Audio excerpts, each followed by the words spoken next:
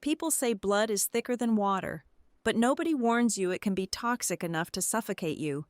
What happens when your protectors hand the knife to your backstabber, then smile and clean up your blood to save the villain's reputation? I used to think silence kept a family together. Now I know the only way to survive a burning house is to lock the doors from the outside and toss in another match. Hello, dear listeners of Maya Revenge Stories. We want to thank you sincerely for your continuous support. Unfortunately, YouTube has recently demonetized our channel, leaving us without the budget to keep operating. If you enjoy today's story, please consider supporting us with just $1. This will help us pay our dedicated staff so they can cover their living expenses and continue creating more stories for you. You can support us by scanning the QR code on your screen or by clicking the donation link in the video description or pinned comment. Thank you so much. My name is Catherine Jacobs. I am 32 years old, and I work as a senior software engineer at Ethelgard Dynamics, a prominent technology corporation based in Austin, Texas. By all objective measures, I have built a stable and successful life. I write complex algorithms that solve real-world problems. I earn a very comfortable living. Yet, whenever I step through the heavy oak door of my childhood home, all my professional achievements dissolve into thin air. In the grand, lifelong theatrical production of my family, I have always been cast as the background character. I am the reliable, quiet, and ultimately invisible older daughter. I learned very early in my childhood that my presence was merely an obligation, an afterthought, while my younger sister's presence was a monumental event. Her name is Harper. At 29 years old, she is the undeniable, radiant golden child of the Jacobs family. Harper is effortless. She possesses a certain magnetic pull, a chaotic charm that our parents, Arthur and Eleanor, revolve around like helpless, captivated planets. Whatever Harper wants, Harper gets the attention, the financial safety nets, the blind and unwavering favoritism. If I won a prestigious academic award, it was met with a polite nod and a quick change of subject. But if Harper managed to simply wake up before noon and express a vague interest in a new hobby, my parents acted as if she had just conquered the world. It was a subtle, suffocating darkness I had to navigate. A quiet grief of knowing you are second best in the eyes of the people who gave you life. The only sanctuary I had from the cold shadow of my family was my husband, Julian, a charming, sharply dressed financial consultant. Julian was my anchor in a stormy sea. Our marriage felt like the perfect counterweight to my family's emotional neglect. Whenever my mother made a passive-aggressive comment about my lack of fashion sense, or my father conveniently forgot my birthday, Julian was always right there to catch me. He would wrap his strong arms around me, kiss the top of my head, and tell me I was more than enough. They do not know how incredibly lucky they are to have you, Katie, he would whisper into my hair. I clung to those words like a drowning woman. I clung to him, entirely believing he was the one person on this earth who saw me for who I truly was. The fragile peace I had built around my marriage began to fracture a few months ago. Out of nowhere, Harper confidently announced she was quitting her perfectly good corporate marketing job. Her grand, spontaneous plan was to launch a medical technology startup. She had absolutely no background in software engineering, let alone the highly regulated medical field. But my parents immediately hailed her as the next visionary genius of Silicon Valley. What truly broke my heart, what lodged a bitter lump of resentment in my throat, was not their endless praise. It was the money. My parents willingly, almost eagerly, emptied their entire retirement savings to fund her baseless pipe dream. I watched them hand over hundreds of thousands of dollars with proud, glowing smiles. I stood in their living room, watching the celebration, and remembered sitting at our old kitchen table at 18 years old. I remembered begging them to simply co-sign a modest student loan so I could afford my computer science degree. They had flatly refused, sternly telling me that I needed to learn the harsh realities of financial independence. I spent my entire 20s drowning in student debt, working late-night shifts, eating cheap noodles, while Harper was just handed a fully funded empire on a silver platter. Lately, I had been seeking extra comfort in the quiet stability of my own home, leaning heavier on Julian, but even there, subtle, unexplainable cracks were appearing. Being a software engineer, I am naturally attuned to patterns, logic, and anomalies. While casually reviewing our joint bank account statements last week, I noticed several strange, incremental deficits. Sums of $3,000 or $5,000 were quietly siphoned away over the past few months. When I confronted Julian about it in the kitchen, he did not miss a beat. He flashed his signature, reassuring smile.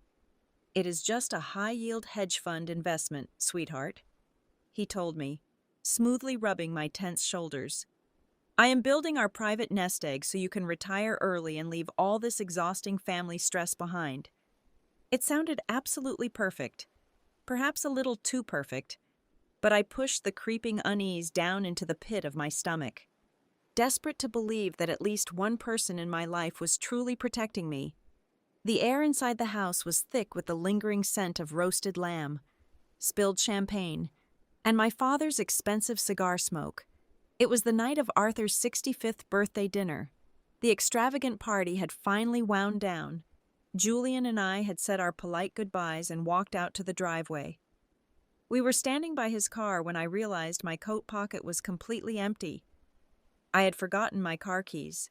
I told Julian to keep the engine running and wait for me. I would only be a second. I walked back up the porch steps. The heavy front door was still unlocked. I slipped inside quietly, not wanting to wake the housekeeper.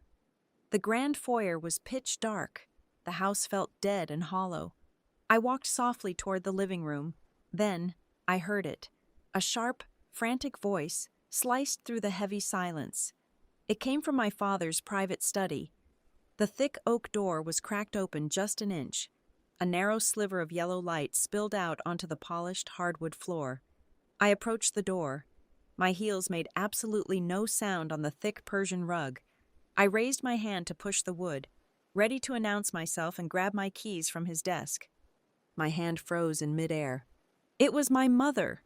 Eleanor sounded terrified, completely stripped of her usual composed, country club elegance. "You cannot say a single word. Harper, you have to take this to your grave," she hissed venomously. "It was a mistake, a moment of weakness. It is not worth destroying our entire family over." I stopped breathing. My chest tightened painfully. I leaned my ear closer to the crack in the heavy door. Harper was crying. It was not her usual theatrical, manipulative weeping designed to get sympathy. This was a panicked, ugly, suffocating sound. "It has been 8 months. Mom," Harper sobbed wildly. 8 months of sneaking around hotel rooms. Julian says he loves me. He says he's going to leave her right after the launch. How am I supposed to just sit across the table and look Catherine in the eye? 8 months. The words slammed into my skull like a physical blow. 8 months. My charming husband, my radiant sister, my only sanctuary was an illusion. My vision blurred sharply. The walls of the dark hallway started violently closing in on me. I pressed my trembling back against the cold plaster. I wanted to scream. I wanted to kick the heavy oak door off its hinges and tear them apart with my bare hands. Before I could move a single muscle, my father spoke. His voice was cold, pragmatic, and utterly devoid of human emotion. "Stop crying, Harper. Tears do not secure venture capital," Arthur snapped, followed by the heavy clink of ice in his whiskey glass. "The affair is a disgusting mess, but the intellectual property is a total catastrophe. If Catherine finds out Julian copied her core algorithm from Ethelgard Dynamics, she will burn us all to the ground." The algorithm? My algorithm? The second truth drove a jagged spike straight through my lungs. The predictive diagnostic model I had spent 4 grueling years building from scratch. The late nights, the blood, sweat, and endless lines of code. The absolute foundation of my professional career. Julian did not just sleep with my sister. He burglarized my mind. He stole my life's work to hand Harper her fake, glittering Silicon Valley empire. "But Dad, it is her code," Harper whimpered, her voice cracking with selfish fear. If she audits the back-end system, she will know. The user interface is different, but the core engine is perfectly identical. Arthur slammed his crystal glass down on the mahogany desk. She is not going to audit anything. She trusts Julian blindly, and Julian is managing the digital cover-up. We are exactly 2 weeks away from your seed funding round. We are talking about millions of dollars. Our entire retirement fund is riding on this single launch. Catherine is a survivor. She has always been strong enough to take care of herself. She will be fine. You, on the other hand, need this company. You are keeping your mouth shut. And Julian is keeping his mouth shut until the ink is completely dry on those investor contracts. Strong enough to take care of herself. That was my father's ultimate justification for throwing me to the wolves. My lungs completely seized. I was suffocating in the shadows.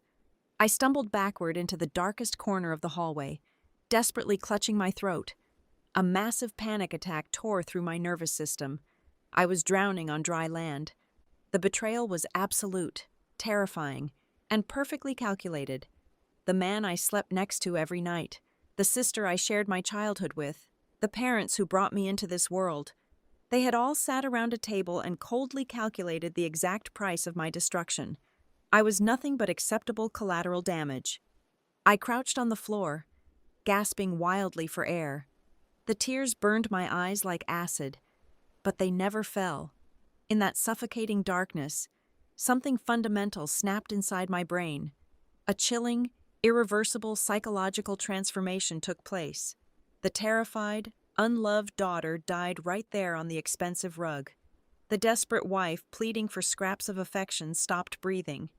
In their place, a cold, calculating engineer woke up. The agonizing pain instantly crystallized into a silent, absolute fury. If I stormed into that room right now, they would panic. They would cry and make pathetic excuses. They would gaslight me. They would spin the narrative to make Harper the tragic victim of an unhappy marriage, and Julian the misunderstood hero. I would not give them the satisfaction of a messy, emotional breakdown. I would not give them a single second to prepare their legal defenses. I slowly stood up. I smoothed down the front of my dress with perfectly steady hands. I forced my breathing to slow down, silently counting the beats of my heart. 1, 2, 3, 4. I turned around and walked out the front door, leaving my keys behind. The night air was freezing, but I felt absolutely nothing. I walked back to Julian's car. I opened the passenger door and slid into the leather seat. Julian looked over at me, his handsome face bathed in the soft glow of the dashboard lights. "Did you find them, sweetie?" he asked, his voice dripping with that sickening, familiar warmth. I looked him dead in the eye. I smiled. "No," I said softly. "I think they are gone for good. Let us just go home." The next 14 days were a masterclass in psychological compartmentalization.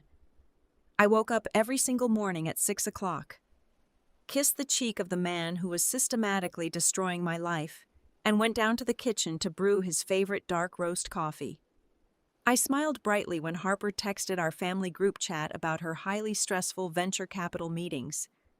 I played the role of the supportive, slightly naive older sister and the blindly devoted wife with a terrifying, flawless perfection. They did not suspect a single thing. Why would they? In their arrogant, self-centered minds, I was still the predictable, safe, and utterly clueless Catherine.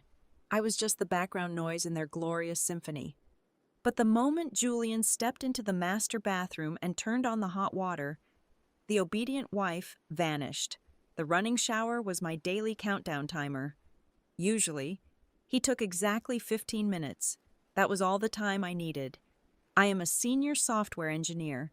My entire career is built on understanding how highly secure systems breathe, and more importantly, how they break. Julian thought he was incredibly clever by changing his phone and laptop passwords, but his cybersecurity hygiene was laughably amateurish. On a Tuesday morning, while the shower ran, I plugged a tiny encrypted flash drive into the USB port of his sleek silver laptop. My fingers flew across his keyboard. In less than 3 minutes, I completely bypassed his administrative firewalls. I deployed a custom-coded remote access Trojan, perfectly masked as a standard background system operating update. I then mirrored the payload onto his smartphone via our home wireless network. It was a silent, invisible parasite. From that moment on, every single keystroke he made, every text message he sent, every hidden file he opened, and every password he typed was instantly duplicated and forwarded to a secure, offshore encrypted server I had set up under a fake name. I wiped my digital footprints, unplugged the drive, and was sitting at the kitchen table calmly reading the morning news by the time he walked out with a towel around his waist. Later that afternoon, sitting in my sterile glass office at Ethelgard Dynamics, I finally opened the floodgates. The sheer volume of their betrayal washed over my dual monitors. I sifted through 8 months of digital filth. There were hundreds of encrypted messages between them. He called her his brilliant muse. She called him her savior. There were high-definition photos of them tangled up in king-sized beds at 5-star luxury resorts downtown. I noticed the dates on those photos aligned perfectly with the times he claimed to be away on exhausting business trips to Dallas. I stared at a photo of my sister wearing a diamond necklace Julian had supposedly bought for his mother as a retirement gift. My pulse remained perfectly steady. I did not shed a single tear. I just kept taking screenshots, meticulously cataloging every piece of evidence into tightly organized, time-stamped digital folders. But the infidelity was just the appetizer. I needed the real weapon. I ran a deep search query through his cloned hard drive for any file extensions matching my proprietary code. It took exactly 4 minutes for the system to hit the jackpot. Tucked away in a hidden, password-protected directory named Project Horizon were dozens of compressed files containing the exact core architecture of my diagnostic algorithm. I found the emails Julian had sent to Harper, breaking down my complex logic gates into simple, marketable bullet points she could memorize and recite for her investors. Then, the final, ugliest puzzle piece clicked into place. I tracked the mysterious financial deficits I had noticed weeks ago. Those missing sums of $3,000 or $5,000 were never put into a high-yield hedge fund. Julian had been silently wiring our shared money to a freelance front-end developer based in Eastern Europe. He was literally using my own paycheck to pay a cheap coder to build a flashy, superficial user interface over my stolen back-end engine, desperately trying to mask the theft. He used my money to steal my brain. The absolute audacity of it was almost poetic. With the digital guillotine fully assembled, I moved on to the legal execution. During my lunch break on Thursday, I walked 3 blocks down the street into the heavily guarded office of Marcus Vance. Marcus was widely known as the most feared, ruthless divorce attorney in the state of Texas, a man who specialized in high-net-worth total destruction. I handed him a printed, 600-page binder containing every text, every financial wire transfer, and every illicit hotel receipt. He flipped through the first 10 pages, looked up at me, and smiled a very dangerous smile. I paid his massive retainer fee up front in cash. Next, I walked directly into the office of the chief legal officer at Ethelgard Dynamics. I laid the technical blueprints and the stolen source code emails on his massive mahogany desk. Ethelgard is a multi-billion-dollar corporation that guards its intellectual property like a rabid dog.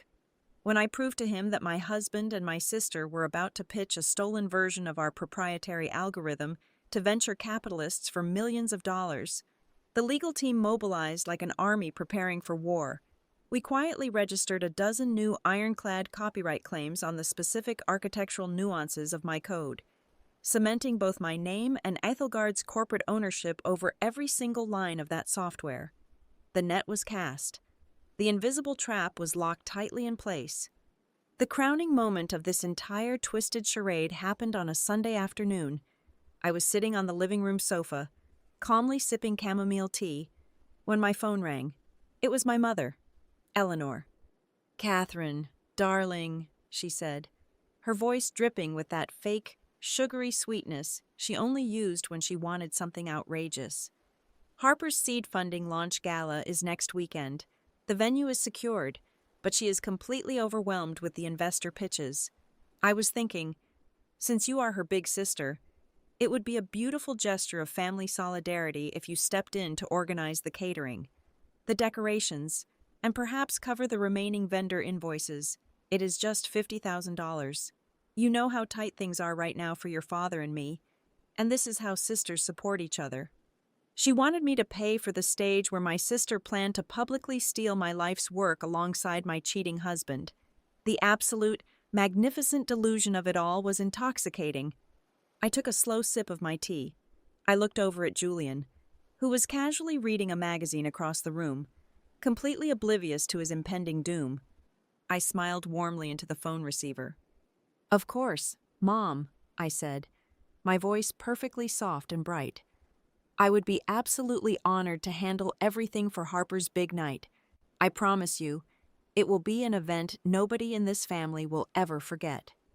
The grand ballroom of the Vanguard Hotel in downtown Austin was a masterpiece of suffocating opulence.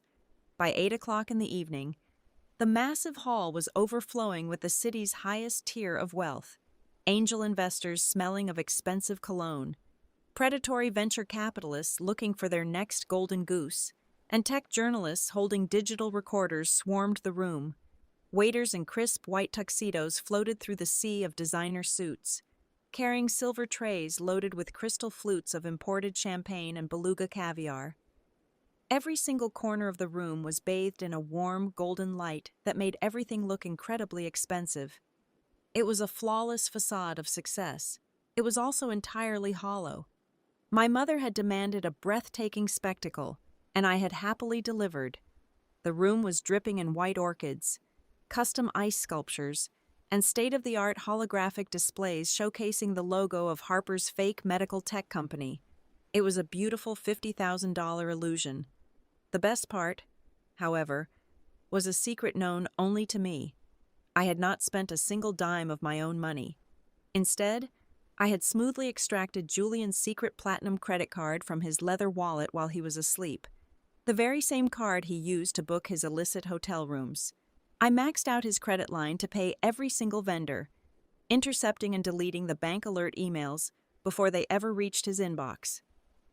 He was currently standing in the center of the room, sipping a $500 glass of whiskey, completely unaware that he had personally financed the stage for his own public execution.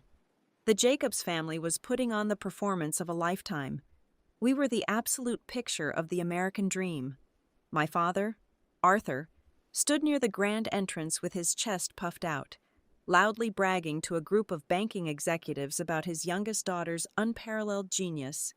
My mother, Eleanor, clung to his arm, wearing a sickeningly sweet smile as she accepted compliments from the wives of billionaires. And then there was Harper. She was the undeniable star of the circus. She wore a backless, glittering emerald evening gown that caught the light with every step she took. She laughed brightly, tossing her hair over her shoulder, drinking in the adoration of the crowd like a thirsty vampire. She looked absolutely radiant, utterly convinced of her own brilliant lie. Julian stood just a few feet away from her, playing the role of the proud brother-in-law. To the untrained eye, he was simply supporting the family, but I knew exactly what to look for. I caught the subtle, lingering glances.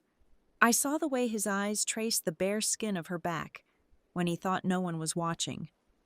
I noticed the brief, agonizing moment their fingers brushed against each other when they reached for champagne glasses off the same tray. It was a silent, intoxicating dance of guilty secrets, played out right in front of my face.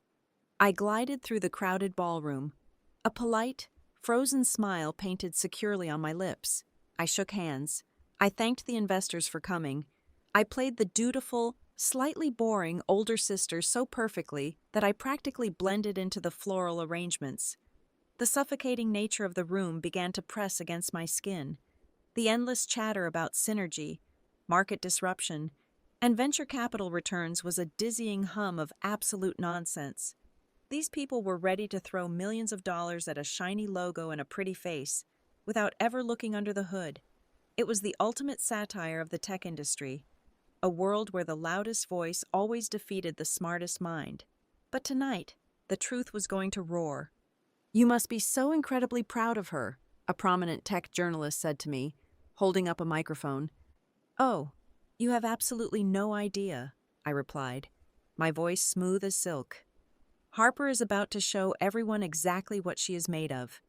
Inside, my heart was a metronome ticking down to 0.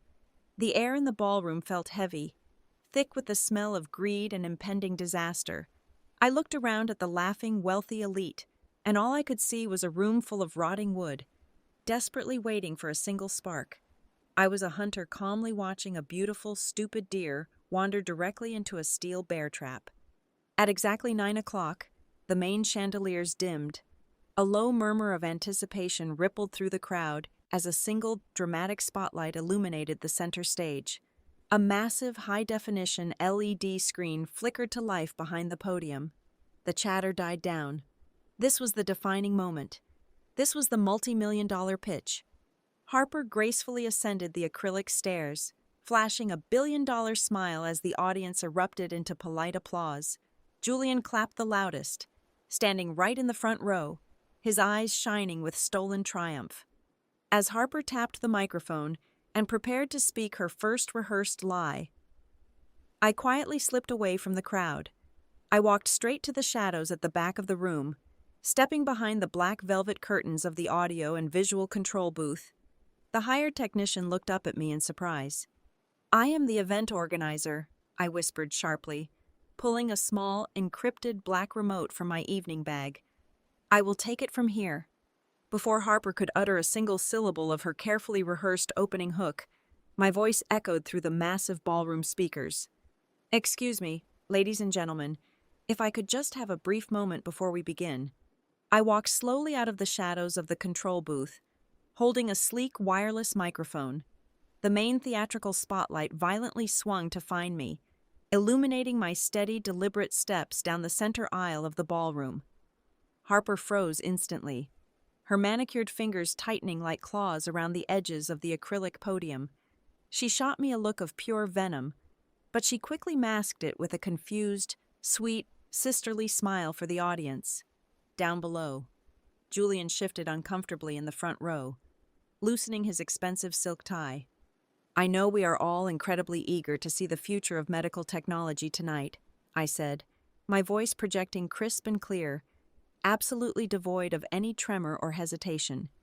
But as the event organizer, and more importantly, as Harper's older sister, I wanted to take a few seconds to offer a very special tribute.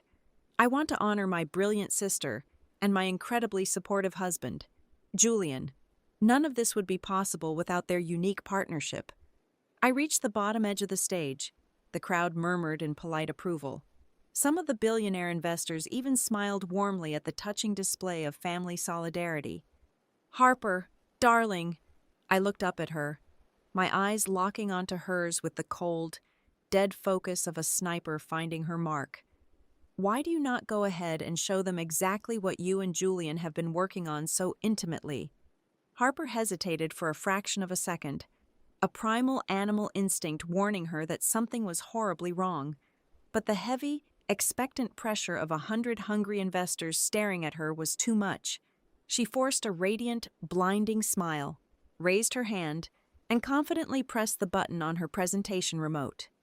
At that exact moment, hidden securely in the palm of my left hand, I pressed the button on my master override remote. The giant, high-definition LED screen behind her did not display a sleek, minimalist medical company logo. It did not show pie charts, market analysis, or revenue projections. Instead, the entire back wall of the grand ballroom ignited with a massive, crystal-clear photograph of my sister and my husband. They were completely naked, tangled together on the high thread count white sheets of a luxury downtown hotel room. The image was sharp enough to see the sweat glistening on Julian's shoulder and the ecstatic, eyes-closed expression on Harper's face. Directly beneath the photograph, a massive black text box appeared, displaying a synchronized chat log. The font was blown up to the size of a highway billboard. It read, "Julian, I cannot wait to leave her. Just a few more weeks until the launch. Baby. Harper, make sure she pays the catering bill first." The timestamp blared in bright, glowing red letters, October 12th. 2 o'clock in the morning. For 5 agonizing, suspended seconds, the grand ballroom of the Vanguard Hotel experienced a dead, suffocating silence.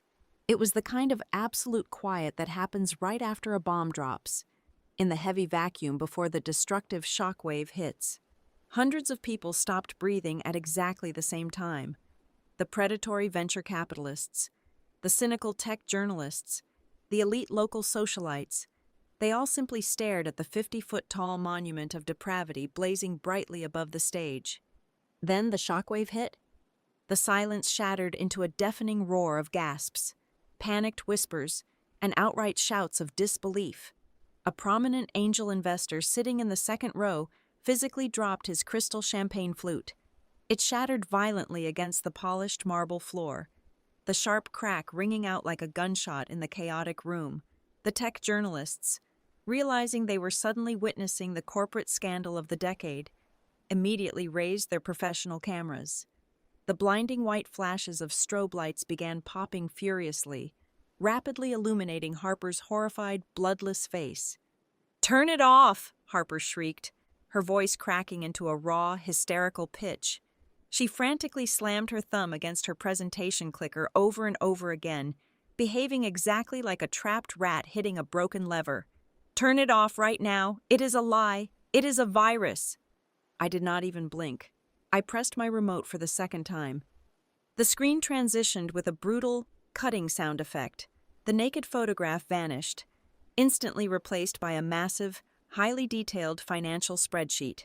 It was my joint bank account statement. I had meticulously highlighted the fraudulent wire transfers in bright neon yellow. "Slide 2, I announced coldly into my microphone, my voice cutting cleanly through the chaotic, rising uproar of the crowd. A detailed financial breakdown of this company's visionary leadership. As you can clearly see on the screen, Julian has been quietly embezzling funds from his own wife to finance his mistress's lifestyle. $3,000 here, $5,000 there, all funneled out to pay for cheap offshore developers to hide the fact that they cannot actually write a single line of functional code." The investors began to clamor, pointing at the screen as the realization of financial fraud washed over them. Before anyone could fully process the theft, I pressed the button a third time. The screen shifted to a blown-up screenshot of a text message conversation between my mother, Eleanor, and my father, Arthur. The timestamp was from the exact night of his 65th birthday party. Eleanor: "She knows. Catherine knows about the affair." Arthur: "Keep her quiet. We must protect the seed round at all costs. Let Catherine figure her own life out. The business deal is more important." In the back of the room, my mother let out a strangled, pathetic wail and collapsed directly into a towering white orchid arrangement, tearing the flowers down with her. My father stood completely frozen, his jaw hanging open, his face turned a sickly, terrifying shade of gray as the billionaire banking executives surrounding him instinctively backed away in disgust, treating him as if his moral rot was a contagious disease.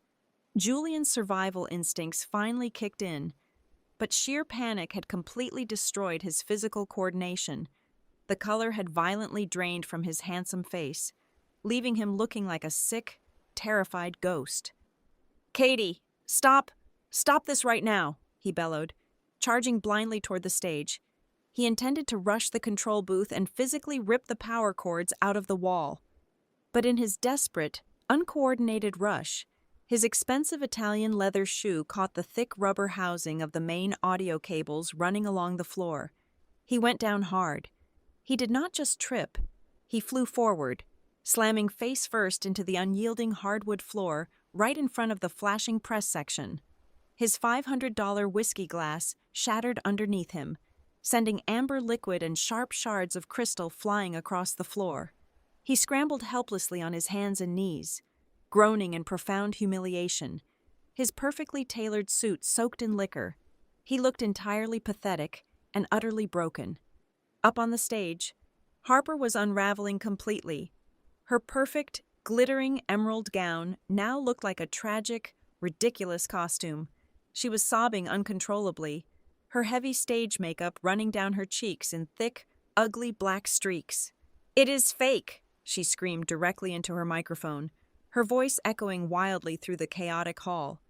"She is a hacker. It is a deep fake. She is just jealous of me." I slowly walked up the acrylic steps, my heels clicking sharply, demanding absolute attention.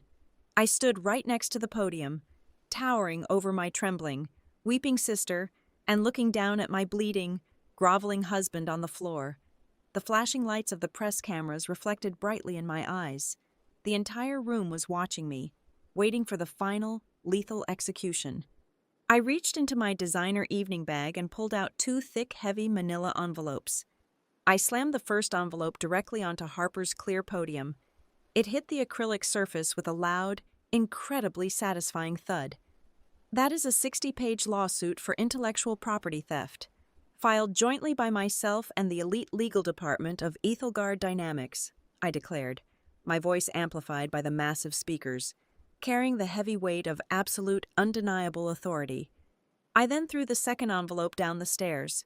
It landed squarely on Julian's back as he tried to push himself up from the puddle of spilled whiskey. "And those are your divorce papers, complete with a forensic financial audit and an immediate restraining order." I turned my back on my family. I faced the sea of shocked investors, horrified venture capitalists, and eager journalists. I held my head incredibly high. I felt absolutely no sorrow, no grief, and no fear. I only felt the intoxicating, burning heat of total, undisputed victory.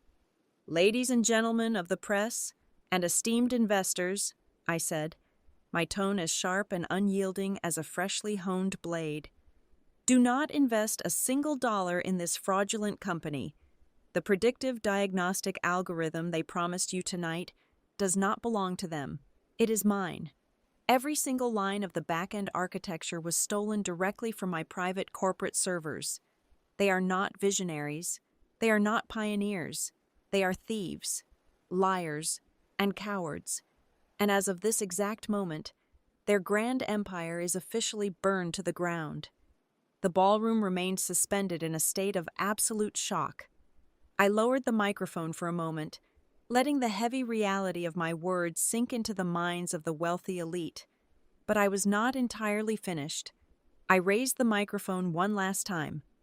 "There's just one final detail I feel the need to share," I announced, my voice echoing like a final judge delivering an unyielding sentence. "For any venture capitalists in the room who are currently panicking about their preliminary investments, you should know exactly what collateral is backing this fraudulent medical company." I shifted my piercing gaze directly toward the shattered orchid arrangement where my mother and father were trembling. Arthur and Eleanor Jacobs secretly took out a massive second mortgage on their only home to personally guarantee Harper's commercial bank loan. They risked every single penny of their lifelong retirement and their entire estate on a stolen algorithm. They knew about the theft. They knew about the affair. And they deliberately chose to protect their golden child's business deal over their own basic integrity. My mother let out a harrowing, agonizing scream that chilled the entire room. My father simply stared at his shaking hands, his face completely hollowed out as the devastating realization finally hit him. Their blind, toxic favoritism had not just destroyed their family, it had left them utterly destitute, facing a brutal financial eviction in their old age. Before anyone could attempt to flee the disaster zone, the heavy double doors at the back of the ballroom violently swung open. The chief legal officer of Ethelgard Dynamics, whom I had personally invited, marched into the room. He was flanked by 4 stern, uniformed officers from the State Economic Crimes Division. They parted the sea of stunned investors and headed straight for the front of the room. 2 officers hauled Julian up by the lapels of his ruined, whiskey-soaked suit. They immediately informed him he was under formal arrest for severe financial fraud, embezzlement, and felony corporate espionage. The remaining investors practically trampled each other as they rushed toward the exits, pulling out their phones to desperately cancel their funding wires. Up on the glittering stage, Harper fell hard to her knees. She was completely isolated, weeping pathetic tears into her hands. Her pristine reputation was permanently destroyed. She was now staring down a mountain of insurmountable commercial debt and the very real threat of federal prison time. My parents clung to each other in the wreckage, sobbing uncontrollably as they watched their precious golden child get legally dismantled piece by piece. I turned my back on the pathetic scene. I smoothed the heavy fabric of my vibrant red evening gown, holding my head incredibly high. I walked slowly down the center aisle, the bright silk of my dress rustling softly against the polished marble floor. I listened to the chaotic sounds of my family tearing each other apart in the background, but I did not turn my head. I did not look back even once. I stepped out of the suffocating hotel lobby and took a deep, glorious breath of the cool, crisp Texas air. 6 months later, I am sitting in a massive, glass-walled corner office with a breathtaking panoramic view of the Austin skyline. Ethelgard Dynamics promoted me to their highly coveted Director of Innovation. I maintain full, undisputed legal ownership of my patent, generating licensing royalties that have made me independently wealthy beyond my wildest dreams. I live an incredibly peaceful, beautifully free life. I survived the burning house, and I left the traitors buried at the absolute bottom of the exact same pit they tried to dig for me. Thank you so much for listening to my story today. Where are you tuning in from? Please let me know down in the comments. If you found today's story engaging, we kindly ask you to help us with just $1. You can scan the donation QR code on your screen, or use the donation link in the description or the pinned comment. Your support allows us to pay our dedicated staff so they can feed their families and continue creating even better stories for you. Thank you, and have a beautiful day.